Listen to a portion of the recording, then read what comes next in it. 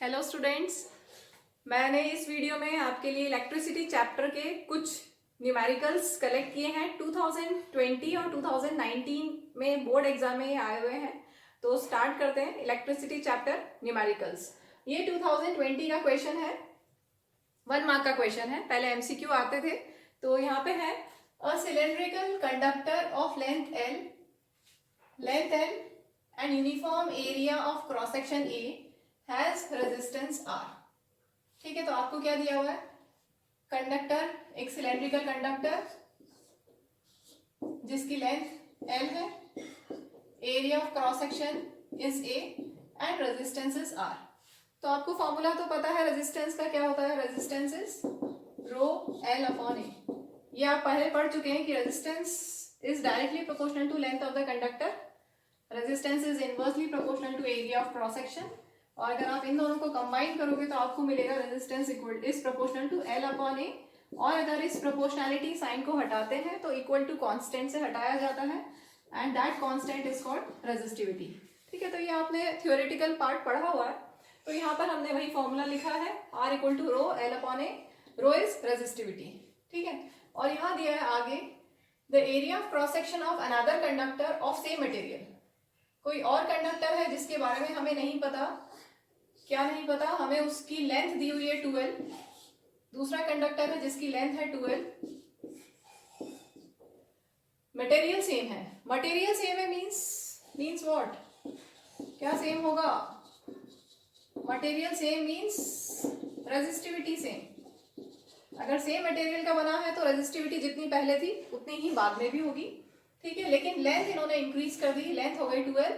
तो area of cross section of another conductor of same material and same resistance, resistance भी same बोला है here, resistance is also same. तो आपको बताना है उसका एरिया ऑफ क्रॉस सेक्शन क्या होगा। सपोज इसका एरिया ऑफ क्रॉस सेक्शन हम A डैश ले लें, A डैश। ठीक है, तो ये आपका फर्स्ट इक्वेशन जो इनिशियल कंडीशन दी उसके अकॉर्डिंगली। अब अगर आप उसका कंडक्टर का लेंथ इंक्रीज करोगे तो एरिया में कितना चेंज आएगा, एरिया कितनी हो जाएगी? तो हम फॉर्मूला यूज करते हैं R equal to rho L। अब L कितना हो गया? 12। और A हमने लिया A डैश, जो आपको फाइंड करना है। ये आपको फाइंड करना है A डैश। ठीक है, रेजिस्टेंस बोला है सेम है, रेजिस्टिविटी सेम है क्योंकि मटेरियल सेम है। ठीक है, तो अब देखेंगे दोनों फर्स्ट इक्वेशन और सेकेंड इक्वेशन में लेफ्ट साइड सेम है, दोनों में लेफ्ट साइड में R लिखा हुआ है। नीचे यहाँ पर A डैश है, सॉरी लिखने का, नीचे यहाँ A dash. I think now it's clear. ठीक है, A dash, again I am writing it. Resistance of this conductor is rho, इसकी लेंथ है 12 और इसका एरिया है A डैश। ठीक है, तो A डैश हमें फाइंड करना है। तो आप देखेंगे कि दोनों की फर्स्ट इक्वेशन और सेकंड इक्वेशन दोनों में लेफ्ट साइड में रेजिस्टेंस है, सेम रेजिस्टेंस है। तो दोनों की राइट साइड्स को इक्वेट कर सकते हैं हम। राइट साइड में है R equal to rho L upon A, तो राइट साइड हो गया रो L अपॉन A। और यहाँ पर rho 12 upon A dash cancel कर लेते हैं, रो कैंसिल हो गया, L कैंसिल हो गया, 1 upon A equal to 2 upon A dash. So A dash will be cross multiply करेंगे ट्वाइस ऑफ A। तो नया एरिया कितना हो जाएगा? Twice of A। So this is your answer. चलिए नेक्स्ट क्वेश्चन करते हैं हम। क्वेश्चन नंबर 2, ये भी 2020 का क्वेश्चन है और 1 मार्क का क्वेश्चन है। The maximum resistance which can be made using 4 resistors each of resistance 1/2 ohm is. तो ये ध्यान रखेंगे, जब भी हम सीरीज में रेजिस्टर्स को लगाते हैं तो मैक्सिमम रिजल्ट मिलता है, मैक्सिमम रेजिस्टेंस मिलता है। और जब पैरेलल में रेजिस्टर्स को लगाते हैं तो मिनिमम रेजिस्टेंस की वैल्यू मिलती है। तो यहाँ पर पूछा है मैक्सिमम रेजिस्टेंस कितना होगा।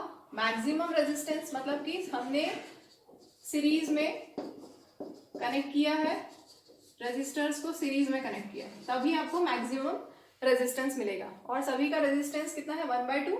और आपको पता है अगर सीरीज में रेजिस्टर्स होते हैं तो कैसे निकालते हैं? Equivalent resistance R1 plus R2 plus यहाँ पर 4 रेजिस्टर्स हैं।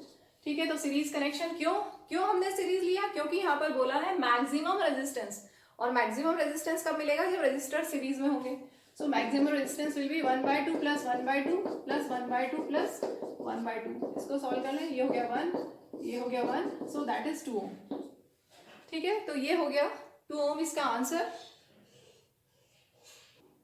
मूविंग टू नेक्स्ट क्वेश्चन, ये भी 2020 का ही क्वेश्चन है, 5 मार्क्स का. इसमें से मैंने न्यूमेरिकल क्वेश्चंस लिए हैं, थ्योरेटिकल क्वेश्चन छोड़ दिए हैं, जैसे state joules law of heating, ये तो आप कर ही सकते हैं इजीली. तो न्यूमेरिकल देखते हैं. For the combination of resistors shown in the figure. अच्छा, यहाँ पर फिगर भी बना हुआ है, तो फिगर मैं इधर बना देती हूँ इसका. आपको ऐसा एक फिगर दिया हुआ है क्वेश्चन पेपर में.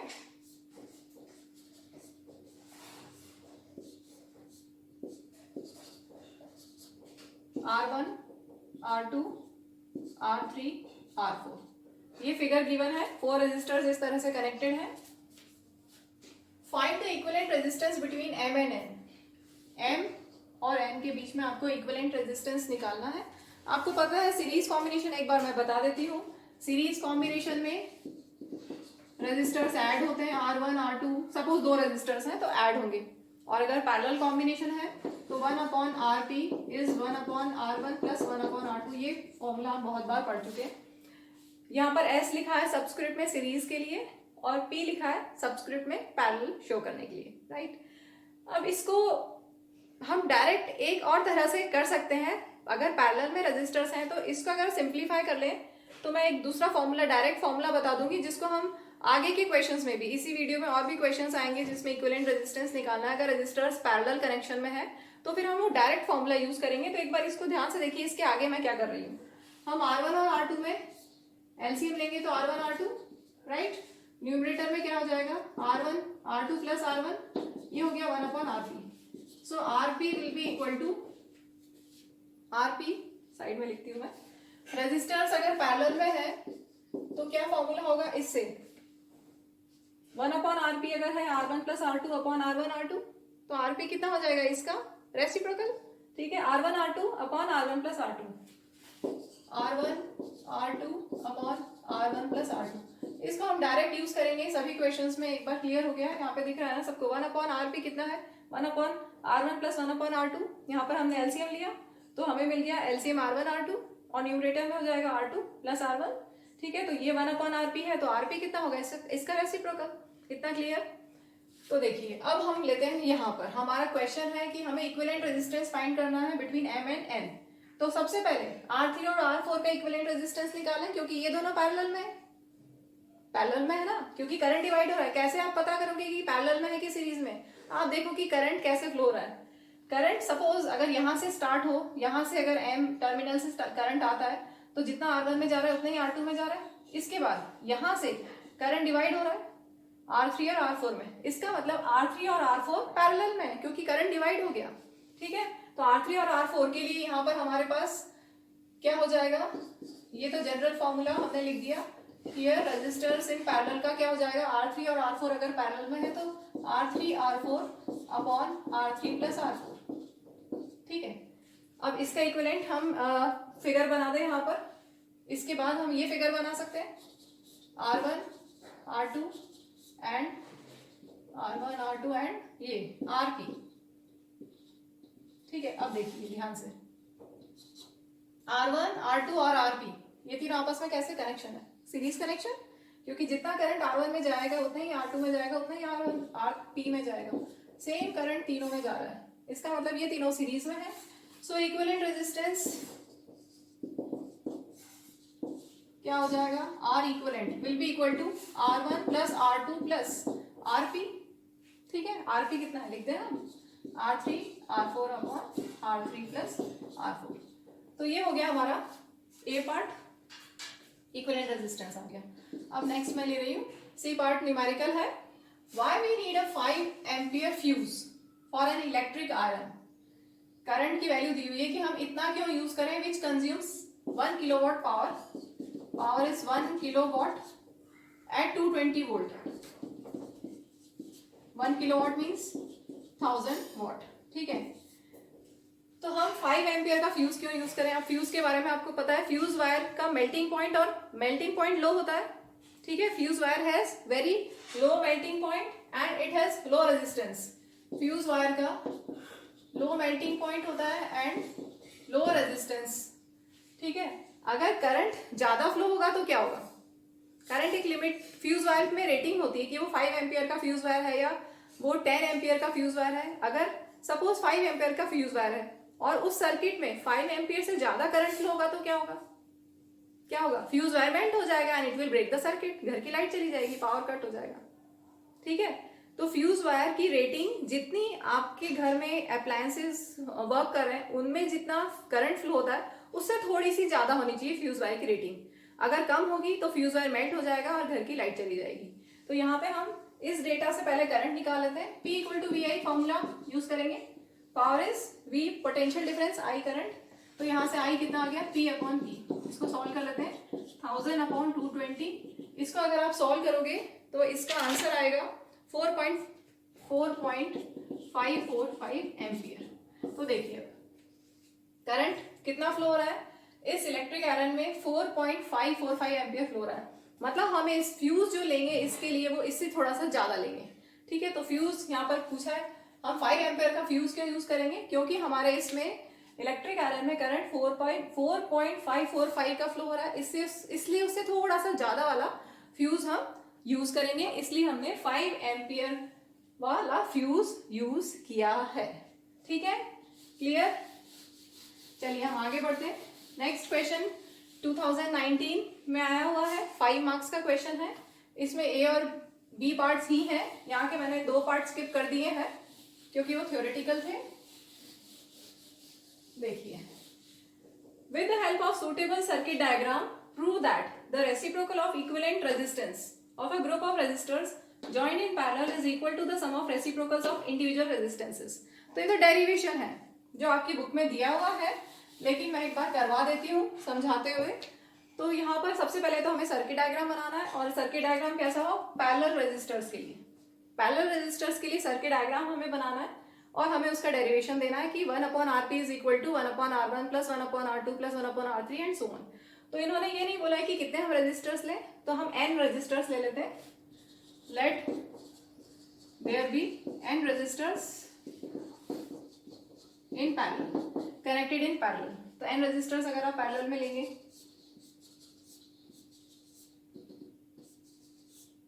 एक का रेजिस्टेंस R1, दूसरे का R2, then R3 and up to Rn। हमने n रेजिस्टर्स ले लिए पैरेलल में, ठीक है। और इनको हम कनेक्ट कर देते हैं बैटरी से, चाहे तो यहाँ पर एमीटर लगा दें, की लगा दें, ऐसा आपकी बुक में भी दिया हुआ है, एमीटर और की लगा के, ठीक है। एमीटर इसलिए ताकि हम करंट मेजर कर सकें, की स्विच ऑन ऑफ कर सकें। दिख नहीं रहा है, नीचे बना, ऊपर इधर बनाती हूँ मैं, यहाँ पर साइड में वापस बना रही हूँ figure.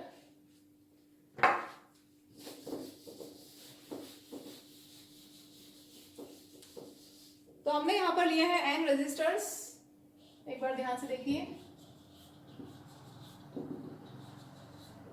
Resistance R1, R2, R3 and R4 up to Rn। इनको हमने कनेक्ट किया है बैटरी, देन एमीटर, की, और ये हमने सर्किट डायग्राम पूरा कर लिया। अब इससे करंट फ्लो होगा, ये पॉजिटिव टर्मिनल, करंट ऐसे जाएगा, कन्वेंशनल करंट का डायरेक्शन। अब यहाँ पर जाके करंट डिवाइड हो जाएगा। अगर यहाँ पर I करंट फ्लो रहा है तो इसमें R1 में I1 करंट, R2 में I2, R3 में I3 and up to so on up to Rn में In, ठीक है। इस तरह से करंट फ्लो होगा। अब क्योंकि हमने रेजिस्टर्स को पैरेलल में लगाया है तो वोल्टेज सेम होता है, वोल्टेज सभी रेजिस्टर्स में सेम होता है, करंट डिवाइड हो जाता है। ध्यान रखेंगे पैरेलल कनेक्शन में करंट डिवाइड हो जाता है और पोटेंशियल डिफरेंस सेम होता है। तो जितना यहाँ पे ऊपर R1 है, ठीक है, ये R1 फिर R2 फिर R3 and up to Rn। तो क्या करंट डिवाइड हो जाएगा। तो पहले I करंट था सर्किट में, वो अलग अलग रेजिस्टर्स में उनकी रेजिस्टेंस के अकॉर्डिंगली करंट फ्लो होगा, I1, I2, I3 and so on. तो current will be equal to, total current will be equal to I1 plus I2 plus I3 तक ले लेते हैं, प्लस अप टू In। ये करंट फ्लो होगा, ठीक है। अब करंट क्या होता है, ओम्स लॉ यूज करते हैं। ओम्स लॉ के अकॉर्डिंगली V इक्वल टू IR, ठीक है। तो I क्या हो जाएगा, V अपॉन R। तो अगर टोटल करंट की बात कर रहे हो आप, total current will be V upon R, R total means R equivalent, जो हमें निकालना है इसमें, डिराइव करना है। ठीक है, तो अगर टोटल करंट आई है तो total resistance R equivalent, E Q subscript में लिखा है इक्विवेलेंट रेजिस्टेंस शो करने के लिए। ठीक है, तो यहाँ पर आप लिख सकते हो V upon R equivalent is equal to, potential difference same होगा, ये ध्यान रखेंगे जब भी रेजिस्टर्स पैरेलल में रखे हैं, लगे हुए हैं, तो पोटेंशियल डिफरेंस सबका सेम होता है। इसके अक्रॉस जितना पोटेंशियल डिफरेंस होगा उतना ही R2 के अक्रॉस होगा, उतना ही R3 के अक्रॉस होगा, and so on. So I1 can be written as V upon R1, then V upon R2, then V upon R3 plus up to V upon Rn। ठीक है, अब आप पूरे में देखेंगे कॉमन क्यों दिख रहा है, क्या कॉमन है, राइट साइड में सब में V कॉमन है, it can be written as V common करके 1 upon R1 plus 1 upon R2 plus 1 upon R3 plus and so on 1 upon Rn। दोनों साइड से V कैंसिल कर दोगे और आपको ये एक्सप्रेशन डिराइव हो गया इक्विवेलेंट रेजिस्टर्स का इन पैरेलल। ये हो गया हमारा ए पार्ट पूरा। ठीक है, next, in an electric circuit two resistors of 12 ohm each are joined in parallel.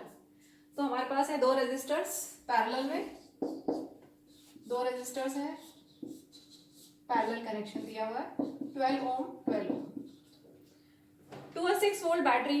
इनको हमें कनेक्ट करना है 6 वोल्ट बैटरी से, 6 वोल्ट की बैटरी से हमने कनेक्ट कर दिया। Find the current drawn from the battery. अब यहाँ से जो करंट जाएगा वो आपको बताना है कितना होगा। तो सबसे पहले हम इक्विवेलेंट रेजिस्टेंस निकाल लें। रेजिस्टर्स पैरेलल है तो डायरेक्ट मैंने फॉर्मूला आपको बताया था अभी, RP will be equal to R1 R2 upon R1 plus R2। आप चाहें तो वो फॉर्मूला भी यूज कर सकते हैं, 1 upon RP is equal to 1 upon R1 plus 1 upon R2, बस थोड़ा सा इसमें स्टेप कम हो जाता है, यहाँ डायरेक्ट आ जाता है। ठीक है, एक ही बात है, कोई ज्यादा डिफरेंस नहीं है, आंसर तो वही आएगा चाहे आप ये यूज करें या ये यूज करें। R1 into R2 upon R1 plus R2। ठीक है, 12 इंटू 12 अपॉन 12 प्लस 12 हो गया 24, इसको सॉल्व कर लेते हैं, ये आ गया 6 ओम। तो रेजिस्टेंस हमें मिल गया 6 ओम। अगर रेजिस्टेंस 6 ओम है तो करंट निकाल सकते हैं, वही ओम्स लॉ, ओम्स लॉ के accordingly V equal to I R, तो करंट कितना हो जाएगा, I will be equal to V upon R equivalent. इस सर्किट में R इक्विवेलेंट कितना है, अभी हमने निकाला 6 और V दिया हुआ है 6 volt, so this comes out to be 1 ampere. Moving to next question, question number 5। ये भी 2019 का क्वेश्चन है, 5 मार्क्स का, इसमें 3 पार्ट्स है ABC। तो यहाँ देखते हैं, an electric lamp of resistance 20 ohm, ये electric lamp resistance 20 ohm and a conductor of resistance 4 ohm। Lamp का रेजिस्टेंस, कंडक्टर का रेजिस्टेंस दिया हुआ है, they are connected to a 6 volt battery। ठीक है, फिगर दिया हुआ है। Calculate total resistance of the circuit, current through the circuit, potential difference across electric lamp, conductor, and you have to find power of the lamp. ठीक है, तो देखिए total resistance निकालने के लिए हमें ये चेक करना पड़ेगा कि ये सीरीज में है या पैरेलल में। तो क्लियरली आपको दिख रहा होगा कि ये दोनों किस में है, सीरीज में। ठीक है, करंट ऐसे फ्लो हो रहा है। ठीक है, जो करंट 4 ओम रेजिस्टर में जा रहा है वही करंट 20 ओम रेजिस्टर में भी जा रहा है, that means these resistors are in series. तो फर्स्ट पार्ट तो हम बहुत इजीली कर सकते हैं, टोटल रेजिस्टेंस सीरीज में निकालना है R1 प्लस R2। ठीक है, एक 4 है दूसरा 20 है, so this comes out to be 24 ohm. ये हो गया फर्स्ट पार्ट। नेक्स्ट आपको बोला है current through the circuit, current ohm's law use करते हैं, V equal to I R. ठीक है, तो करंट कितना हो जाएगा यहाँ से, इस फॉर्मूले से current will be V upon R equivalent resistance जो यहाँ सीरीज का है। ठीक है, तो पोटेंशियल डिफरेंस 6 वोल्ट और R equivalent 24, 1 upon 4 that is 0.25 ampere. ये हो गया करंट थ्रू द सर्किट। अब इसके बाद बोला है पोटेंशियल डिफरेंस अक्रॉस। देखिए ध्यान से, पोटेंशियल डिफरेंस अगर पैरेलल कनेक्शन होता है तो सभी के अक्रॉस, सभी रजिस्टर्स के अक्रॉस पोटेंशियल डिफरेंस सेम होता है पैरेलल में, लेकिन सीरीज में अलग अलग होता है। इसके अक्रॉस अगर आप वोल्ट मीटर लगाओगे तो आपको अलग वैल्यू मिलेगी, इसके अक्रॉस अगर आप वोल्ट मीटर लगाएंगे तो यहाँ अलग मिलेगी। यहाँ मैंने V1 लिख दिया, यहाँ V2 लिख दिया। ठीक है, अब देखो सी पार्ट में ये तो क्लियर हो गया कि जब रेजिस्टर सीरीज में लगे हैं तो पोटेंशियल डिफरेंस R1 और R2 के अक्रॉस डिफरेंट होगा। तो potential difference across electric lamp, lamp ये है, मतलब हमें V2 फाइंड करना है, ठीक है। V across lamp, V equal to I R, R किसका? लैंप का, ठीक है। Ohm's law, V equal to I R, V किसका पूछा है? लैंप का। तो रेजिस्टेंस किसका लेंगे? लैंप का। करंट तो सेम फ्लो होगा ना, जितना इसमें फ्लो होगा उतना ही करंट इसमें फ्लो होगा, करंट सेम है, ठीक है। तो यहाँ पर करंट की वैल्यू 1/4 ले लें कैलकुलेशन इजी करने के लिए। And resistance of lamp is 20 ohm, so this comes out to be 5 volt, ठीक। आगे देखते हैं second part, conductor, potential difference across conductor, V equal to I R, R across conductor,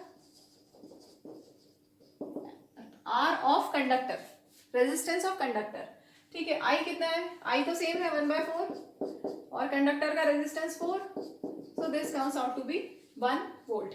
तो ये हो गया रेजिस्टेंस ऑफ कंडक्टर, ये दोनों पार्ट्स हो गए। थर्ड पार्ट पे हम आते हैं, यहाँ फाइंड करना है power of the lamp. Power क्या फॉर्मूला होता है? पावर का formula P equal to V I, P equal to V I, power equal to potential difference into current. किसके अक्रॉस आपको निकालना है? Power of the lamp. तो पोटेंशियल किसका लेंगे? लैंप का, ठीक है। V कितना है लैंप का? 5 वोल्ट और करंट तो अपना है 1/4, तो ये हो गया 5/4। इसको कैलकुलेट कर लेंगे तो 1, इसका ऐसे लिख सकते हैं 4 1 जा 4 प्लस 1, 4 1 जा 4, 4 प्लस 1, 5/4, तो ये हो गया 1.25 और पावर की यूनिट होती है वॉट, ठीक है। So this completes question. Moving to next question, question 6, ये 2019 का क्वेश्चन है। इसमें आपको दो सर्किट डायग्राम्स दिए हुए। Compare the power used in 2 ohm resistor. 2 ohm resistor में कितनी पावर यूज होगी तो बताना है आपको। एक सीरीज कनेक्शन है और एक पैरेलल कनेक्शन, ठीक है। तो पहले हम पावर का फॉर्मूला देख लें, P इक्वल टू वी आई। अब कंफ्यूजन क्या होता है स्टूडेंट्स को कि हम कौन सा फॉर्मूला यूज करें, तो ध्यान रखिए सबसे पहले तो इसके हम जो 3 फॉर्म्स हैं वो मैं लिख देती हूँ। एक फॉर्म तो ये हो गई, इसके अलावा अगर आपको V को एलिमिनेट करना है, अगर V को एलिमिनेट करना है तो V की जगह आप क्या लिख सकते हैं? आई आर, V की जगह ओम्स लॉ से आई आर लिख सकते हैं, तो ये हो जाएगा I²R, ठीक है। तो एक फॉर्मूला I²R। एक और, अगर आपको I को एलिमिनेट करना है, अगर आप I को एलिमिनेट करना चाहते हैं तो इसकी जगह क्या लिख सकते हैं? P इक्वल टू वी आई में I को आप क्या लिख सकते हैं? ओम्स लॉ से I को लिख सकते हैं V/R, ओम्स लॉ से, तो ये हो जाएगा V²/R, ठीक है। तो पावर के आपके पास 3 फॉर्मूले हैं, P equal to V I, P equal to I²R and P equal to V²/R। अब हम किस में कौन सा यूज करें, तो ये ध्यान रखो जब भी सीरीज कनेक्शन हो तो I²R यूज करना, सीरीज कनेक्शन हो तो I²R यूज करना, क्योंकि जो रेजिस्टर्स है वो उनका सेम पोटेंशियल होता है। रेजिस्टर्स का सेम पोटेंशियल नहीं, पोटेंशियल डिफरेंट होता है, सेम करंट फ्लो होता है। सीरीज कनेक्शन में सेम करंट फ्लो होता है, ठीक है। तो I²R फॉर्मूला यूज करेंगे। तो पहले हम सीरीज कनेक्शन ले लेते हैं, पावर इक्वल टू I²R, ठीक है। लेकिन अभी तो R इक्विवेलेंट भी आपको नहीं पता है, तो पहले R इक्विवेलेंट कैलकुलेट कर ले। ये फॉर्मूला यूज करेंगे, ये हमें क्लियर हो गया, क्योंकि सेम करंट फ्लो होता है इसलिए हम सीरीज कनेक्शन में P equal to I²R formula use करेंगे, राइट। अब देखो पहले इक्विवेलेंट रेजिस्टेंस निकाले, क्योंकि दो रेजिस्टर्स सीरीज में है, तो R1 प्लस R2, ठीक है, ये तो सबको आता है। इससे करंट निकाल सकते हैं ओम्स लॉ से, I equal to V/R, V6 and R is 3, so this comes out to be 2 ampere. तो करंट यहाँ पर हमें मिल गया 2 एम्पियर करंट। अब हम ये फॉर्मूला यूज कर सकते हैं, P equal to I²R, I² हो गया इंटू R इक्वलेंट नहीं, R इक्विवेलेंट नहीं लेंगे यहाँ पर। यहाँ पे R कौन सा लेना है? जो इन्होंने बोला है, किसमें? Power used in 2 ohm. 2 ohm resistor में कितनी पावर यूज होगी, तो इसलिए यहाँ पर 2 लेंगे। 2 इंटू 2 इंटू 2 8 वॉट, ठीक है। क्लियर सबको? तो ये हो गया, अगर सीरीज में कनेक्टेड है तो power used by 2 power used in 2 ohm resistor हो जाएगी 8 वॉट। अब हम आगे बढ़ते हैं पैरेलल कनेक्शन में। जब पैरेलल कनेक्शन होगा तो क्या सेम होता है, पोटेंशियल डिफरेंस सेम होता है। पैरेलल कनेक्शन में दोनों रेजिस्टर्स के अक्रॉस पोटेंशियल डिफरेंस सेम होगा, तो हम P equal to V square upon R वाला फॉर्मूला यूज करेंगे। ध्यान रखिएगा, अगर पैरेलल कनेक्शन है तो P equal to V square upon R. तो पहले यहाँ पर हम आर इक्विवेलेंट कैलकुलेट कर लें। ये दोनों रेजिस्टर्स पैरेलल में है, तो पैरेलल में क्या होता है, R1 R2 upon R1 plus R2, direct हम यूज करते हैं 1 इंटू 2 अपॉन 1 प्लस 2। इसकी जरूरत है क्या, नहीं, इसमें इक्विवेलेंट रेजिस्टेंस की कैलकुलेट करने की जरूरत नहीं है, क्योंकि V तो सेम है दोनों में, पैरेलल कनेक्शन है ना, तो V सेम है, तो V तो सेम है 2 इंटू 2, और रेजिस्टेंस V सेम है। यहाँ पर थोड़ा सा चेंज कर लेना, इसकी वैल्यू क्वेश्चन पेपर में 4 वोल्ट दिया हुआ है, ठीक है। तो V कितना है यहाँ पर गिवन 4 वोल्ट है, ठीक है, 2 नहीं है वो 4 गिवन है, तो V स्क्वायर हो गया, और R हमें 2 के अक्रॉस निकालना है, इसलिए इंटू 2 अपॉन 2 कैंसिल कर लेते हैं, तो ये भी सेम हमारा आंसर है 8 वॉट। लेकिन दोनों में हमने अलग फॉर्मूला यूज किया, अलग कंसेप्ट यूज किया है, ठीक है। मूविंग टू नेक्स्ट क्वेश्चन, ये भी 2019 का क्वेश्चन है, 5 मार्क्स का, अच्छा क्वेश्चन है, वेरी इंटरेस्टिंग। देखेंगे, अ bulb is rated 40 what 220 volt. Bulb की रेटिंग दी हुई है 40 वॉट और सप्लाई दिया है 220 वोल्ट, 220 वोल्ट का सप्लाई दिया है, ठीक है। Find the current drawn by it when it is connected to a 220 volt supply, also find its resistance. तो आपको करंट और रेजिस्टेंस दो चीजें फाइंड करनी है इस डेटा से, ठीक है।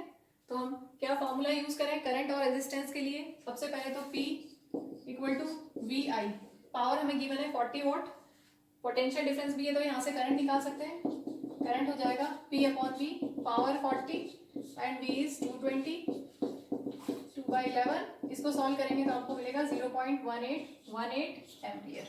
ये तो हो गया करंट। अब रेजिस्टेंस निकालना है, तो पावर का फॉर्मूला, हम यहाँ पर रेजिस्टेंस फाइंड करना है, तो पावर का कौन सा फॉर्मूला यूज करें, P equal to V square upon R होता है, ठीक है। V हमारे पास है, P हमारे पास है, तो हम R कैलकुलेट कर सकते हैं वी स्क्वायर अपॉन P से।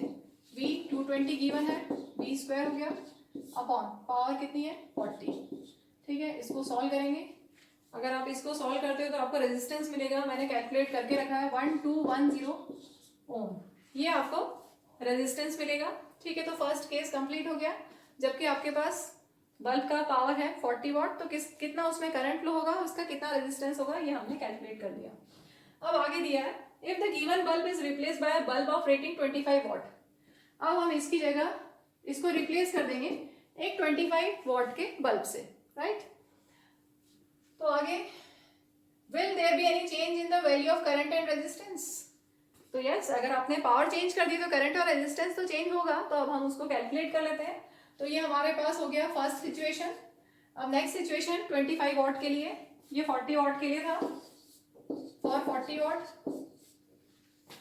अब 25 वॉट पावर के लिए हम करंट निकालेंगे, सेम यही formula, I equal to P upon V। Power अब आपके पास है 25 और पोटेंशियल तो वही है 25/220।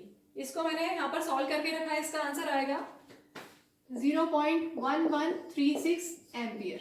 तो इतना करंट इसमें फ्लो होगा 25 वॉट वाले बल्ब में, ठीक है, क्लियर। इसके बाद हमें फाइंड करना है इसमें रेजिस्टेंस कितना होगा। रेजिस्टेंस हम V square upon P use करते हैं, V 220 और पावर है 25 वॉट। इसको भी आपको कैलकुलेट करना है, इसका आंसर आएगा 1936 ओम, 1936 ओम, ठीक है। अब आगे देखते हैं, जस्टिफाई और answer and determine the change.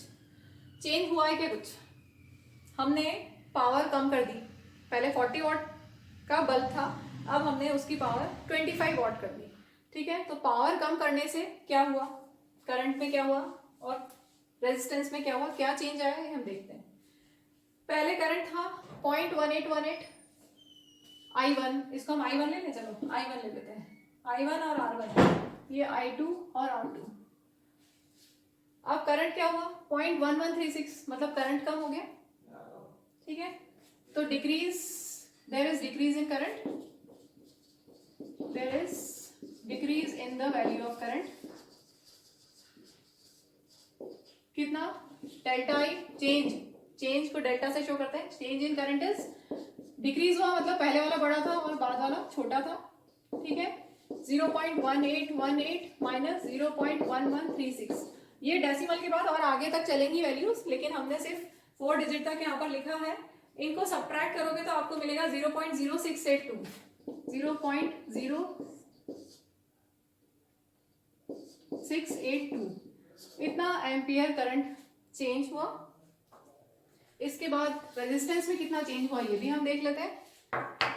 Change in resistance, पहले रेजिस्टेंस आपको मिला 1210, फिर 1900, 1200 है यहाँ 1900, तो मतलब रेजिस्टेंस इंक्रीज हो गया, करंट डिक्रीज हुआ और रेजिस्टेंस इंक्रीज हो गया, ठीक है। तो there is increase in resistance,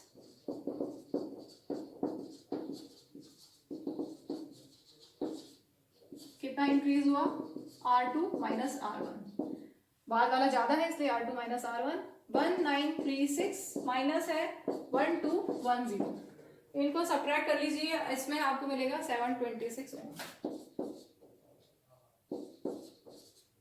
ठीक है। तो मैंने इस वीडियो को मैं यहीं पे एंड करती हूँ। मैंने यहाँ पर 7 क्वेश्चंस ले लिए हैं और प्रीवियस ईयर के और भी मैं क्वेश्चंस लेके और भी वीडियो बनाऊंगी, तो आप पढ़ाई करते रहिए। All the best.